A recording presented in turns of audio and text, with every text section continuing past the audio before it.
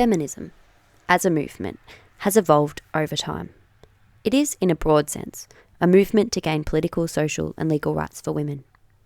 Pre-feminism, the world looked very different.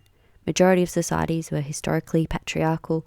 Women were usually confined to domestic roles, subservient to men, and seen as only for males' pleasure and benefit. They experienced a lack of independence and rights, legally, politically, and socially. Feminism can be divided into three waves.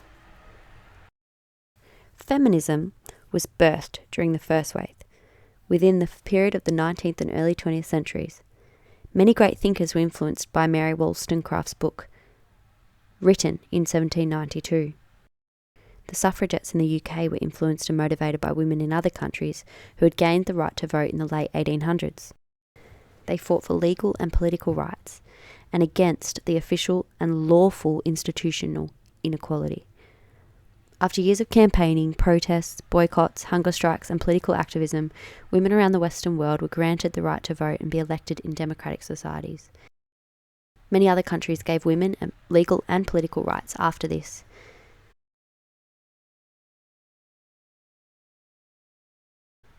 The second wave of feminism was born from the 1960s women's liberation movement, which was a movement that protested the unofficial inequalities that were sometimes legal but also social. This period of feminism was heavily influenced by the civil rights movement and the New Left movements.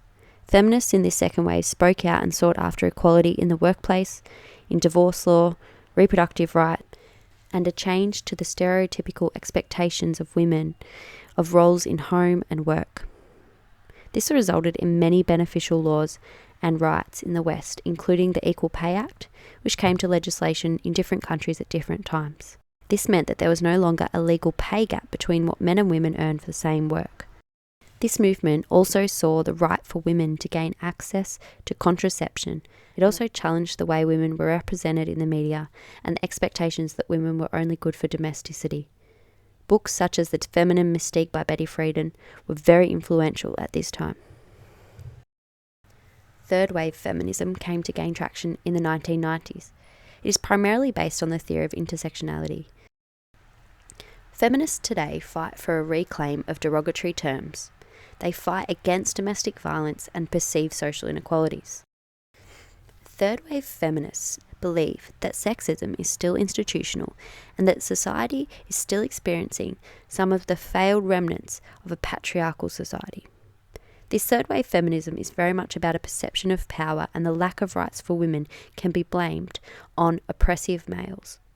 Some say third wave feminism is unnecessary and the rights for women and men should both be fought for, but that feminism is no longer needed, that today egalitarianism is what should be important, and that feminism today has actually become gynocentrism. It has been suggested that modern third wave feminism is a fatuous attempt to try and constantly look for ways that women are victims while denying men's rights issues such as suicide and depression rates. Yet others believe that feminism is still very much relevant, but not in the West. That women's rights activists should be concerned with women's lack of rights in other non-Western countries.